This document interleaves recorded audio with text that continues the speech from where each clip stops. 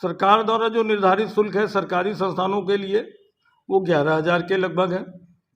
जो अनुदानित संस्थानों में सेल्फ फाइनेंस के कोर्स चलते हैं उनका शुल्क 22,000 के आसपास है। और जो प्राइवेट पॉलिटेक्निक्स हैं उनका शुल्क 31,000 है। और फार्मेसी पाठ्यक्रम का शुल्क जो है वो 45,000 रुपये। हाँ, डी फार्मा। और नमस्कार, यूनाइटेड न्यूज़ से आपका स्वागत है। मैं सर्वजीत में है। आप देख रहे हैं ये प्राविधिक शिक्षा परिषद डी फार्मा की तैयारी की जाती है। कितना उनको देना पड़ा है विद्यालय को, तो कहीं ना कहीं खुलकर सामने आता है कि ये विद्यालय में लगभग उनका 2.5 लाख रुपया विद्यालय उनसे ले लेता है। 90,000 का 2.5 लाख की सुविधा शुल्क के नाम पर, परीक्षा शुल्क के नाम पर, पास कराने के नाम पर। ये 3 प्रक्रिया है। माननीय सचिव साहब के यहाँ है। और मैं आपसे जानना चाहूँगा महोदय कि जो विद्यालय की फीस, क्या फीस है बच्चों की, थोड़ा सा फीस के बारे में अवगत कराएं आप। फीस का निर्धारण उत्तर प्रदेश सरकार की प्रवेश एवं फीस नियमन समिति द्वारा किया जाता है। और ये एक संवैधानिक रिक्वायरमेंट है, आवश्यकता है कि सभी कॉलेज अपने पोर्टल पर सरकार द्वारा निर्धारित जो भी फीस है उसका विवरण उस पर छात्राओं को उपलब्ध कराएं। सर वो कितना है? अलग अलग पाठ्यक्रमों के लिए अलग अलग शुल्क है। सरकारी संस्थानों के लिए अलग शुल्क है। सेल्फ फाइनेंस जो सरकारी संस्थानों में जो सेल्फ फाइनेंस पाठ्यक्रम चलते हैं उनके लिए अलग शुल्क है। और निजी क्षेत्र के संस्थानों के लिए अलग शुल्क है। लगभग कितना शुल्क है? निजी क्षेत्र वाले कितना ले पाएंगे, प्राइवेट संस्थान वाले कितना लेंगे? सर कुछ ये जानकारी आई थी, कुछ बच्चे फेल हो जाते हैं। और मैंने पता किया था बच्चों से कि 1 नंबर से आप फेल हैं, तो उन्होंने कहा था कि नहीं हम पास हो जाएंगे, इसलिए पास हो जाएंगे कि कहीं ना कहीं यहाँ से टेक्निकल प्रॉब्लम है, तो इस वजह से पास हो जाएंगे। क्या ऐसी चीज़ें भी आती हैं? नहीं, ये भ्रम की स्थिति है उन्हें। और अगर उनको कहीं पर ऐसा लगता है तो उसे चैलेंज करना पड़ेगा। अब 18 लाख कापियाँ कोई पलट करके देख नहीं सकता है, एक बार ही इवैल्यूएशन कराना मुश्किल काम रहता है।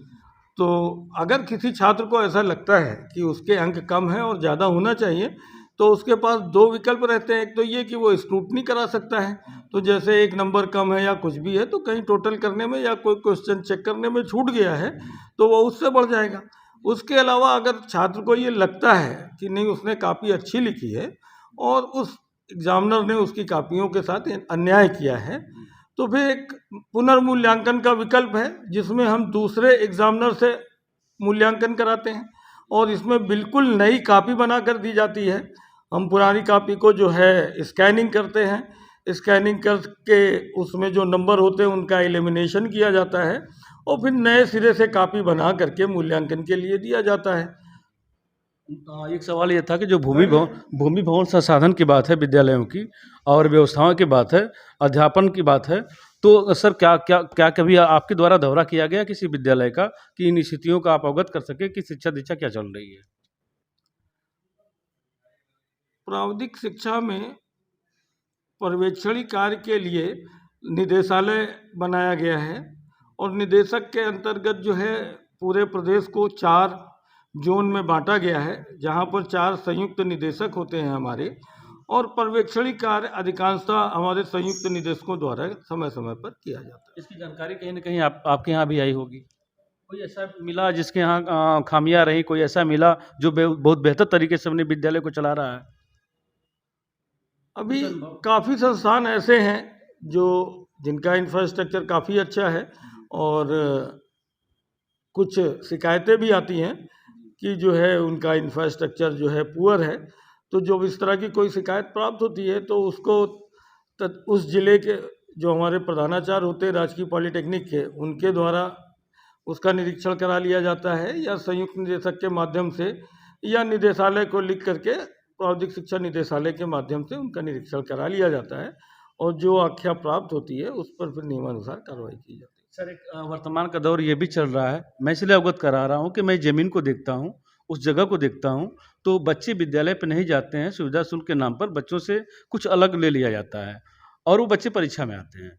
और कभी कभी ये परीक्षा शुल्क के नाम पर, पास कराने के नाम पर ये भी चीज़ें उन बच्चों के साथ जोड़ा जाता है। क्या इस तरह की खबर आपके पास आई है? अगर साक्ष्यों के साथ कोई इस तरह की जो है शिकायत प्राप्त होती है तो कार्रवाई की जा सकती है। अब कोई ऐसे कहे कि कोई हमसे पैसा मांग रहा था और कोई साक्ष्य नहीं उपलब्ध है, तो उस पर तो जांच करना बड़ा मुश्किल होता है। और इस तरह की शिकायतें अक्सर ये होता है कि उन छात्रों द्वारा किया जाता है जो पढ़ते लिखते नहीं हैं और किसी दूसरे माध्यम से पास होना चाहते हैं, वरना राजकीय जो पॉलिटेक्निक्स हैं उनके छात्रों द्वारा इस तरह की कभी कोई शिकायत नहीं मिलती है। और निजी मेडिकल से क्षेत्र जुड़ा डिफार्मा है, हाँ, डिफार्मा है, डिफार्मा से जुड़ा सभी संस्थानों की बात कर रहा हूँ, सभी संस्थानों की बात कर रहा हूँ। और छात्रों के द्वारा ये प्रतीत हुआ कि ये कम से कम 2 से ढाई लाख रुपया उनका लग जाता है, सुविधा शुल्क और परीक्षा शुल्क नहीं न जाने कितने कारण है जो 2.5 लाख तक पहुंचा देते हैं। और मैं सर्वजीत, कैमरामैन रामेंद्र यादव के साथ।